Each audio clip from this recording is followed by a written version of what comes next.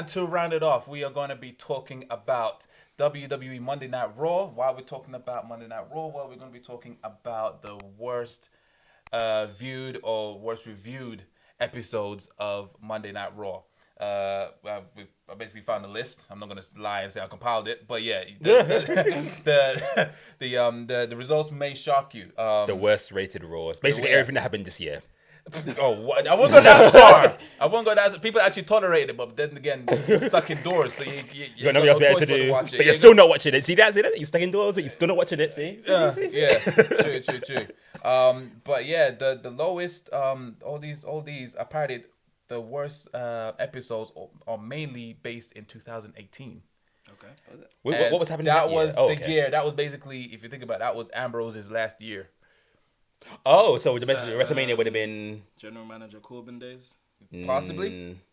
Well, yeah. Well, let's just go into it quickly. So Ambrose basically, last year, okay. so number 10 was October 7th, 2019.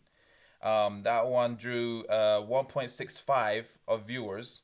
And this one, what were the big things from the show? this one, the men's tag team champs take a non-title loss in order to set up a title match on the following week, and Aleister Black makes short work of some low-tier talent. So this is when he was just debuting. He was squashing unknown people. And then this also was one of the episodes when it was the Rusev and Bobby Lashley cuckold stuff. Oh. And this was the one when they were in bed together, and they were saying. But then that would have been a high rated segment, but then still no one watched that show. See this?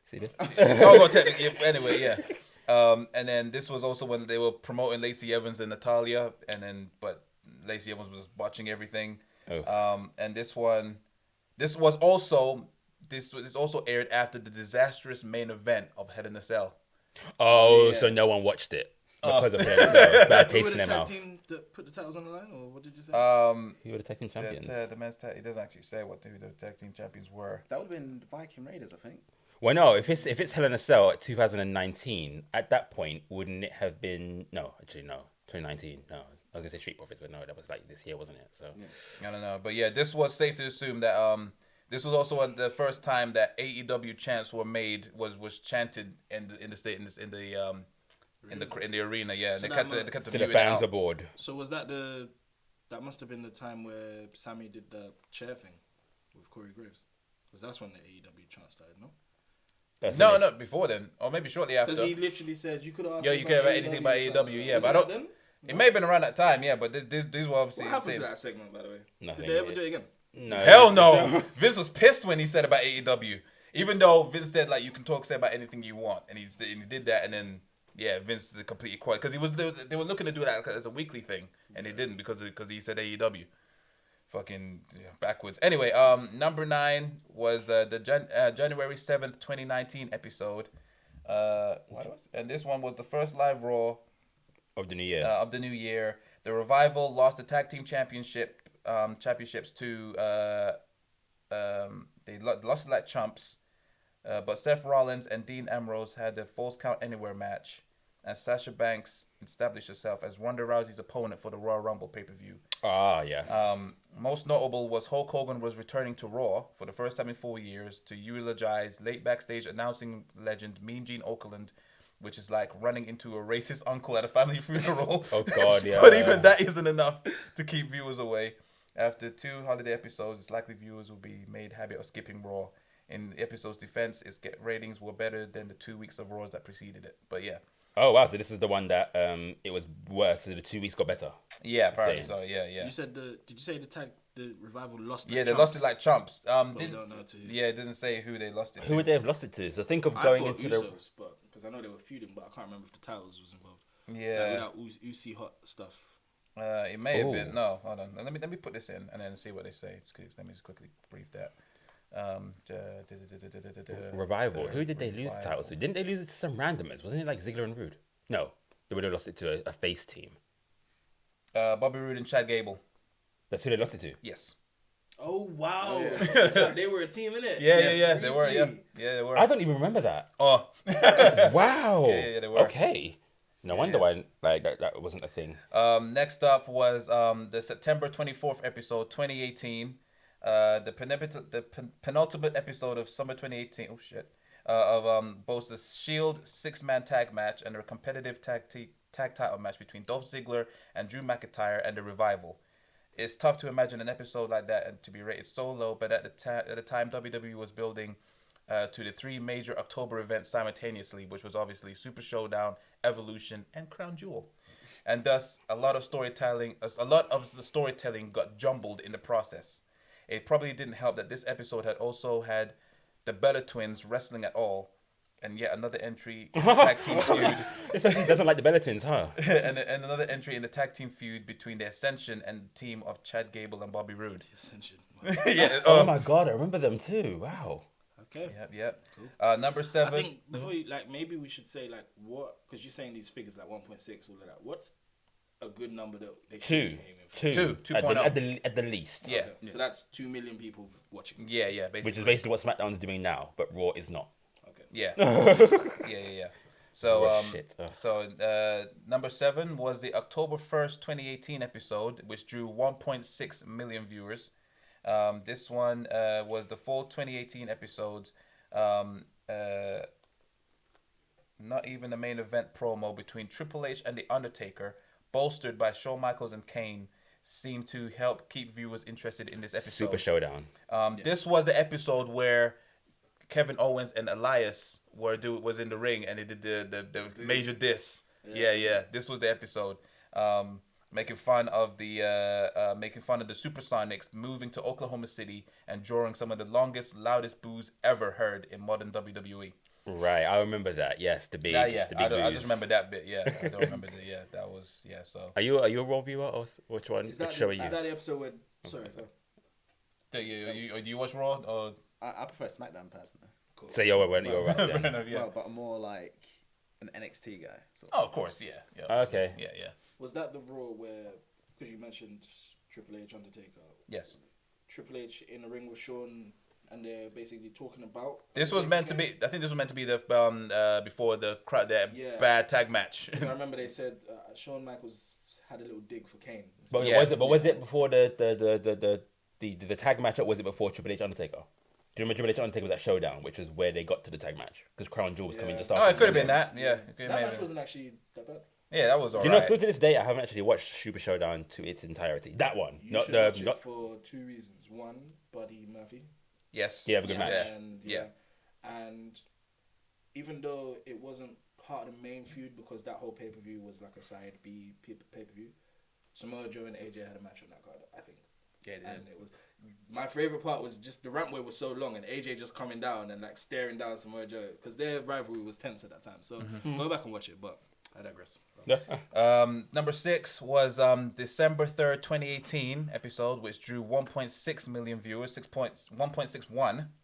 And this one was a dismal Raw. By all indications, this early December episode furthered Baron Corbin's storyline as on-screen general manager of Raw.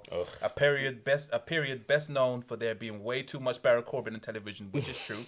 Yeah, he was on it every single week. Pair that with the 3rd week in a row of Lucha House Party. Needing to resort to a handicap match to defeat the Revival in a Lucha House Rules match, and we've got a very bad tasting stew going. If all that wasn't bad enough, this is also the episode where Dean Ambrose cut a promo while wearing a gas mask. Yes. A segment that Ambrose, now Jon Moxley, trashed in his now infamous podcast interview with Chris Jericho. Yeah. So here's my thing, right? Not even talking about the specifics. We obviously these episodes, the person writing this and you are telling us the negative points about this, right? Yeah. But Raw is live. So how do people switch off before these things happen? Unless it's acknowledging that people turn off when these things happen.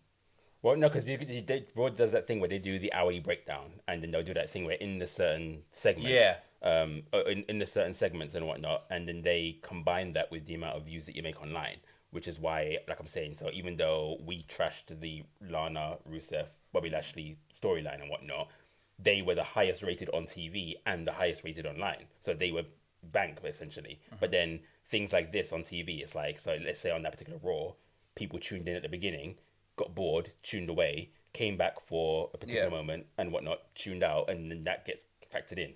Okay. But at this point, I'm saying that clearly on that show, there was nothing. So it's not a case of people, I don't want to watch Raw today, and they're not even tuning in. No. Number 5 was, this one's actually going a bit back. December 30th, 1996. This one was also 1.60 million viewers.